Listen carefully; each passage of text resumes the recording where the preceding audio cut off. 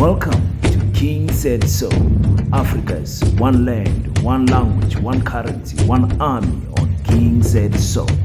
Africans can unite. Your Pan-Africanist podcast. Enjoy. As a revolutionary, going to prison or death is a badge of honor. We cannot be scared of prison. We cannot be scared to die for the revolution. So whatever they want to do, they must know we will never retreat from the ideas and the 7 cardinal pillars of the EFF. At the center of those is to expropriate land without compensation. Peace in Pan-Africanism to all my African brothers and sisters from all around the world. Welcome back to King Teto. I'm your host, Kagiso Hlongwane, host is in Jiva, Sono, and we're back at it again with another one. And this time around, I want to break down the 5 counts that Julius Malema has been found guilty at. I'm playing this opening clip because I want to say something to Pan-Africanists, to black conscious, to left wing political parties. It's no longer an honor to go to prison in the current era of politics. It's not the same. I thought about it, and yes, we celebrate this, but tell me, what honors did Chris Hani get to being assassinated in the driveway of his house? Tell me.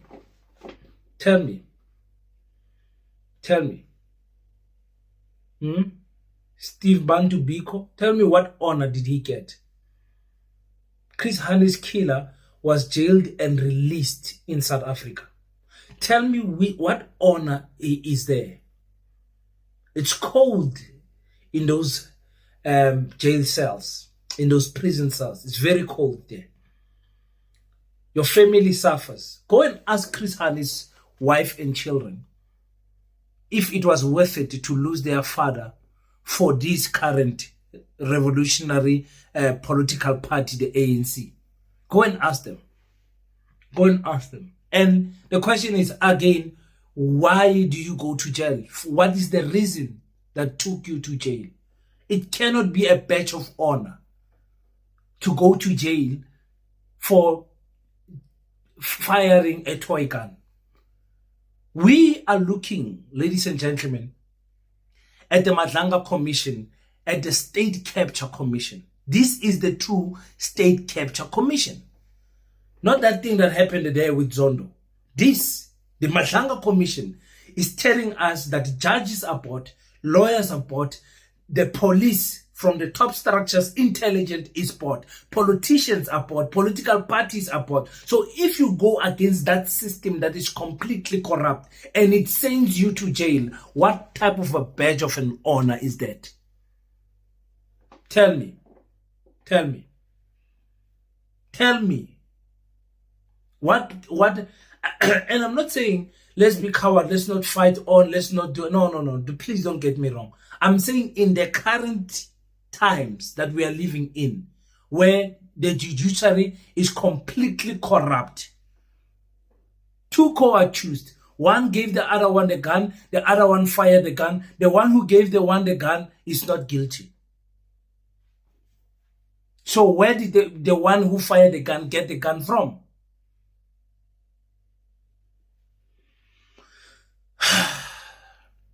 It's a sad day. I'm one of those people. I want us to be realistic. It's hot today.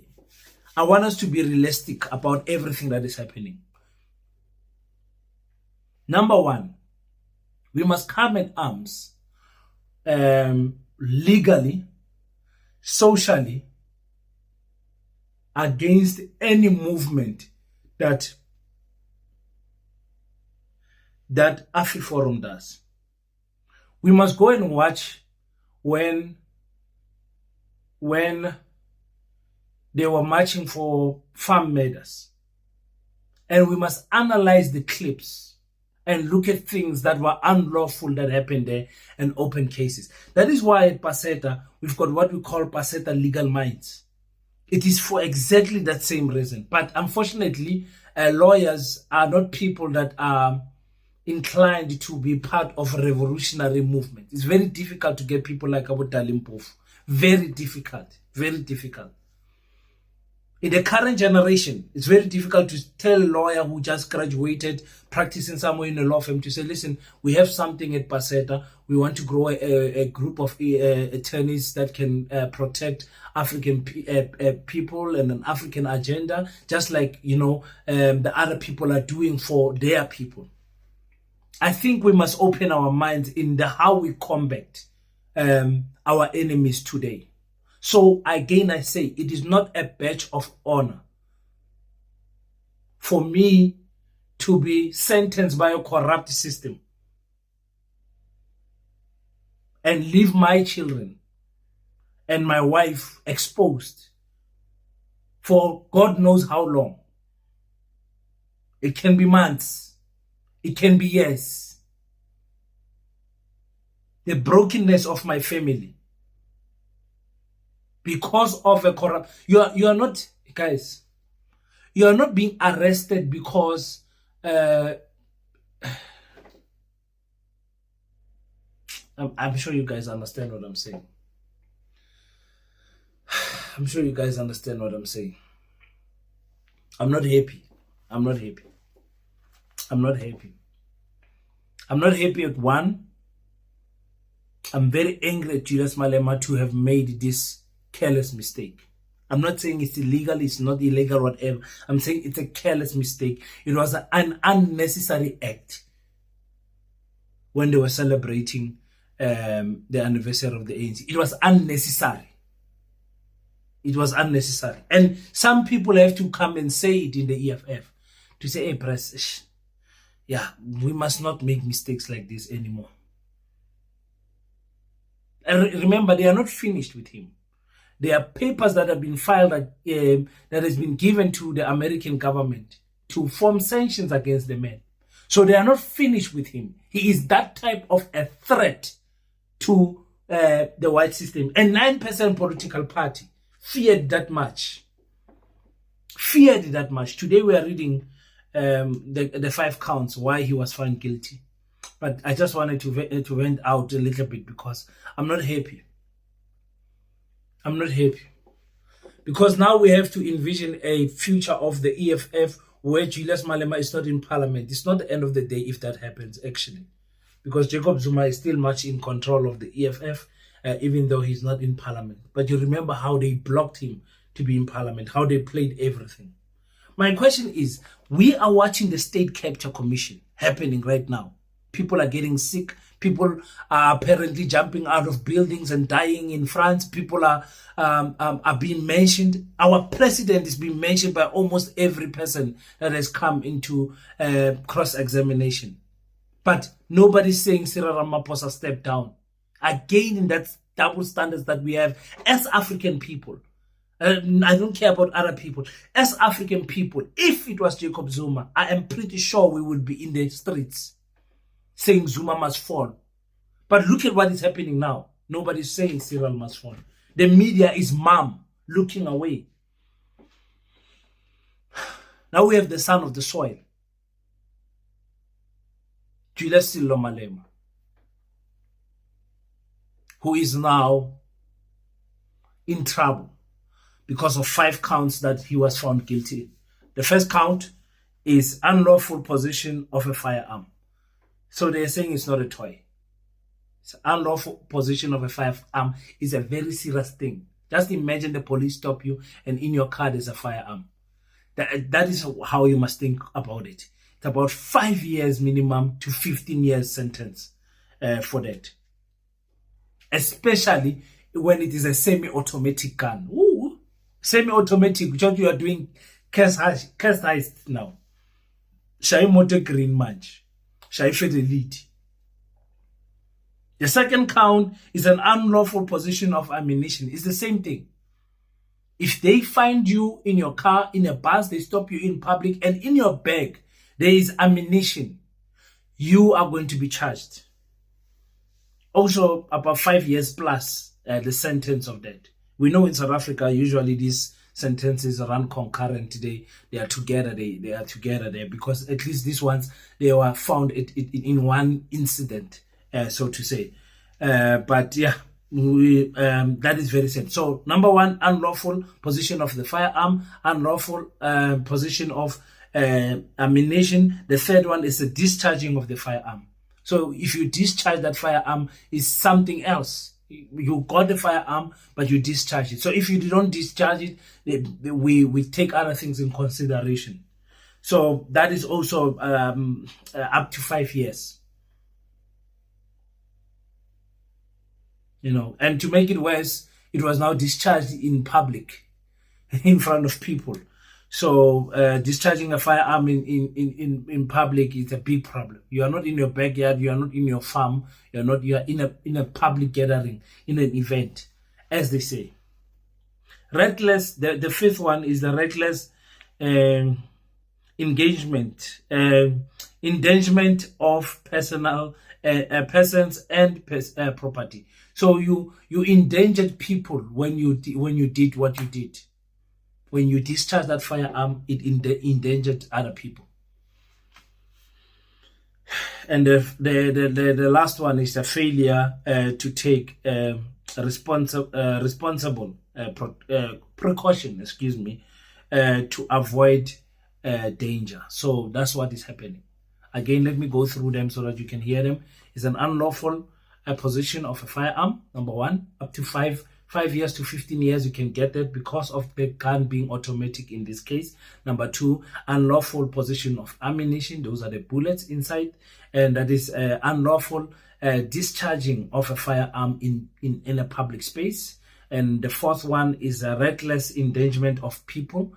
Because you discharged that thing, you endangered other people, anything could have happened. And the fifth one is obviously the failure to take a reasonable precaution. So reasonable precaution meaning you did not distance yourself, you did not stand far, you were close and whatever. So all of those things, you should have done that precaution to avoid danger.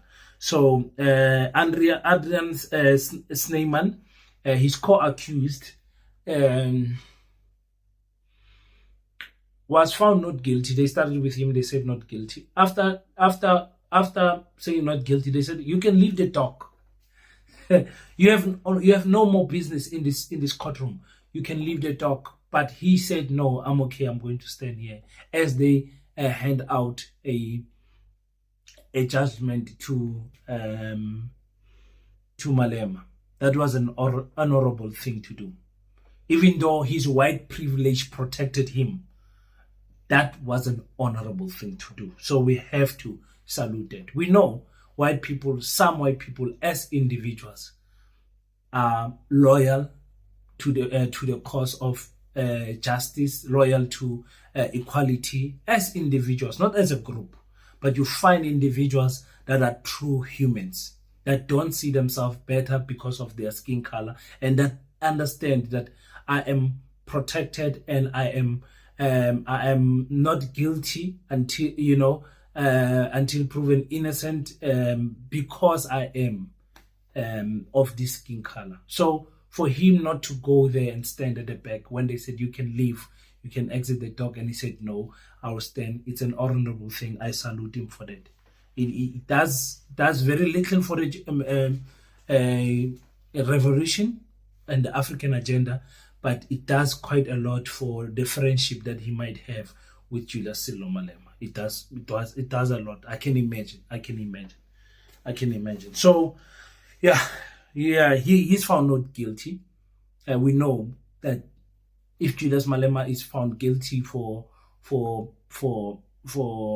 discharging the firearm, then the person that handed him the firearm should also be found guilty, and it's on video, by the way. It's on video. Anyway, I'm not going to dwell too much on that. I just want to talk about the EFF. Just briefly, give me 5 more minutes. I'm going to conclude. Thank you so much for giving me time. I really appreciate that you guys are giving me time to listen to my views. I don't always think that I'm right in everything, but I love sharing my opinion, because I think we view things differently, and this is how I see things. They will hunt Julius Malema to the grave. This is the mentality that the EFF needs to have. Not Julius Malema to the cell. Julius Malema to the grave. The enemy wants him in the grave. Not in he's seen as a threat. Not other people. You remember how they shut down Black First, Land First. Anything that is too revolutionary and too radical is shut down. The EFF has toned down a lot, but it's still a threat. You have heard fighters say, my 9% works. This is what they mean. The party is feared that much. It's not ignored. It's not a patriotic alliance that is just ignored because it stands for the minority, colored people and whatever. It is something where they fear if it clicks and African people wake up and say, but no, man, we have been wasted here. If you go back to 2024 and you've been watching King Said So since 2024, you will see that I said, vote for Julius Malema to be president right now, because the Julius Malema that you're going to get in the future is not going to be the same one as you have currently right now. I said this is the last chance. That is what I said. And fighters were like, no. He even if he's president at 50, even if he's... I said, nobody has promised you 5 years from now. Anything can happen to Floyd, to Helen Ziller, to Julius, to Gayton McKenzie, to any politician. Anything can happen between now and 2029. Anything can happen. Some of them will not be with us anymore. And that is the type of attitude that you need to have as a politician. Everything needs to be treated as an emergency. They distract us. We fight each other. I keep on telling you guys that the great distraction is the media. You're watching the Matlanga Commission. You're watching Cyril's open chat podcasts are fighting. Gayton is saying this. All of those things, we are all fighting each other and we build nothing. We stay divided. I see the hate that you guys are giving to Julius Malema from the MK. Nyanbon. I saw the hate from the EFF to Jacob Zuma. I saw it. I keep on warning you guys against those type of things. And you guys say, King must stand with I'm standing with African people. I stand with African people because without unity, we're going nowhere. And politics is a system that is formed to divide us. I keep on telling you guys this. I hope someone is listening. I hope someone can see. I hope someone can see what I've been saying all of these years. We can't afford to fight each other. We can't. That's why I was excited when MK was winning political parties. And I'm like, hey, there's a place where black people can go and unite. I'm this close to buying into the vision of the MK up until it started falling apart. And I'm like, man, is African people in South Africa, is black South Africans going to get another chance to unite under something? There's always hope. There's always hope. Maybe the EFF later might unite black political parties. Maybe African bargaining. The Africa might unite. Maybe the MK might do it. Maybe the ANC may reclaim that status again of uniting black political parties again. I don't know. It might happen in the future. I don't know. But if you understand the type of wars that we are fighting now, the war of media, you don't have control of media. The war of finance, you don't have control of the finance sector. The war of food, you don't have control of the food that is of production. The war of minerals, you don't own any minerals. The war of chemicals, you don't own any pharmaceutical industries and nothing. So you as Africans, you own political parties and podcasts. That's where we can limit you. Once you start doing something that is going to change people's lives, you get eliminated.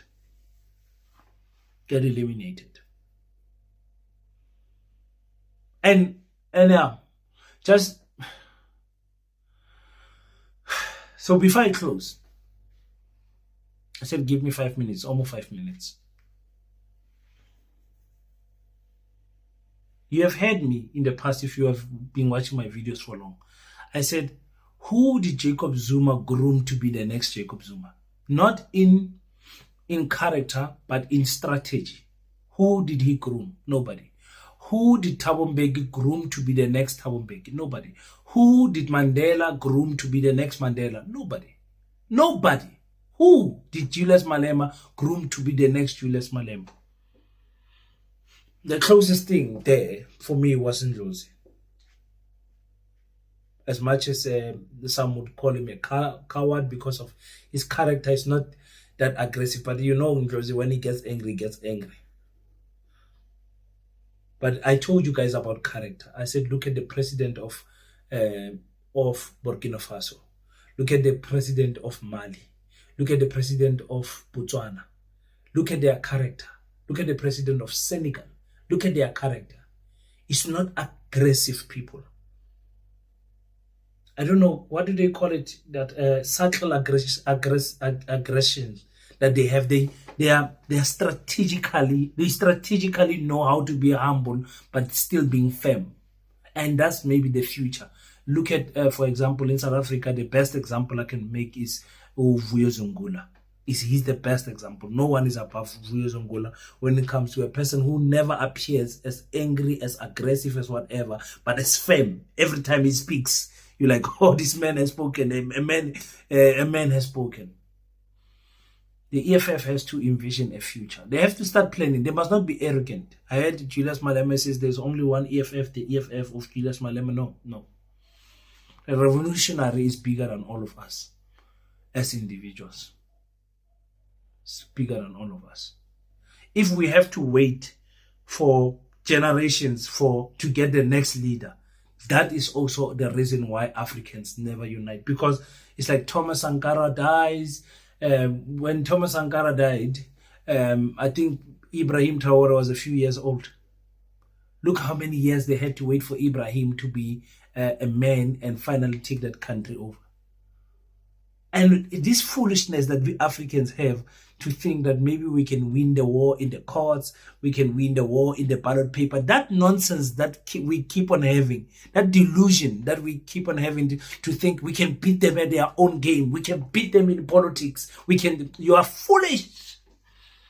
You can't, my African people, you can't. You can't. And sometimes I wish I can be locked in with these political parties in a room. Sikhulume lapho ukuthi kwenzakaleni. Ukuthi kufunekani. The characters are there. They are just scattered in South Africa. These people I would put in a room. These people I would put in the room. I'll call Banyaza in a room. I'll call Mkhwanazi in a room. There's people I'll put in a room and I say, you guys, you guys can save South Africa from the hell that is coming in 2029. You can save us. If you don't see what 2029 is the year of the DA, if you don't see it, because nina nifuna ukuyunite. If you don't see it, there is ANC politicians that are going to go to jail. There's ANC politicians that are going to step away from party participation. They're going to stop. There are others who are going to disappear. Between now and 29, you will remember that King said so. The ANC will come and merge. It will be the weakest ANC we've ever seen in 2029. Nobody will have confidence in the ANC. 2 more political parties are going to rise from the ANC between now and 2029. And you're going to see the black vote scattered, where black political parties getting 2%, 4%, 9%, 11% of whatever, and you will see the rise of the enemy because we fail to unite. It's bad news. If you, I see us at the Eastern Cape singing Siaya Siaya. Noma gubi siaya. It's yo guys. You challenged, you go to the high court, you challenge the judgment, the handing down of the sentence. It's going to push you closer to 2029. Before 2029, Bakshaya. Because they control the judiciary system. They control it. The state is captured. South Africa is captured. The media is mum. Yo, the way the media... Oh... Kumalo now is sick now. The Madlanga Commission could not sit. Zakhala serious. Okay. Thank you so much, guys, for tuning in. So, let me close with the Paseta issue. So, at Paseta, we are building from the gate into the school. We say we're starting the gate into the school. Because building, people say, why don't you start building the classroom on the hall? It's expensive. It's not a normal school. It's not the school that you have in mind. Look at the design. Look at what we're doing there. It's totally different from anything that you have ever seen in Africa. Paseta is different. It's different, whether you believe it or not. It cost millions to build the classrooms of Paseta. They are double-story classrooms. They cost millions to build them. And we don't have that. We have got only a few Africans that donate 50 rands. I show their names all the time on the screen. Only a few people donate. Last year we had people donate and we had to build our signage wall. Then we had to move from the signage wall to organizing a gala dinner that cost a lot of thousands of rand to announce Paseta, to say Paseta is coming. Here is Paseta. Here is the people that are running Paseta. We are real. This is the people. We are nowhere close to being perfect. The team is still growing. New members are still coming in the team. People are coming, are calling and say, King, can I help? Can I do this? Can I do that? New organizations are coming through. You know, Ebukosini Solutions is mentoring us, is working with us. Ubawa Buntu. You guys know, there's so many things happening in the background. But one thing my team and I have agreed in is that we are not going to stop and wait for the money to be enough. We are not going to wait for the million. Whatever we have in the bank that people have been generous enough to build, we started. We're buying the bricks, we're buying the cement, we're doing something. We don't know what's going to happen. Because remember, even Paseta is going to be infected and affected by division. It's nothing special. Every family has got this. So now that we are still united and still love each other, we are going to make sure that we use our unity to build this school. Brick by brick. We are not going to wait for the full pallet. We've got 3 bricks we built. It's unfortunate that I don't have the skills of building. I would be there every weekend doing something. So it's not about starting big. It's about starting somewhere and continuing. Understand? So that we can point at something. 3 years from now, we can point something. We don't want to wait for the classrooms and whatever. We're building now. The classrooms will come. Some of you are not donating because you want to see something physical before you donate. Taller now or maybe taller later. So if you want to know more about Paseta, please go to the YouTube channel. That is Paseta School, and you will see a lot of content that we're dropping there. We really appreciate the subscription that is growing. Over 300 people have subscribed to the Paseta YouTube channel. Follow us on Facebook, YouTube, everywhere. Just type Paseta anywhere, you're gonna find us. Our website is www.paseta.africa. You can't forget that. You type that, send a donation, have a contact with us, everything. We will really appreciate it. Okay, thank you so much, guys. My apologies for taking this long, but I really, I think I took half of what I wanted to say out. I'll probably do another video in the process of the week. Thank you so much, guys. Until we meet again, please don't forget to pray. But after you pray, you're an African child, stand up, go, do your best. And allow God to do the rest. Peace and Pan-Africanism. I salute you.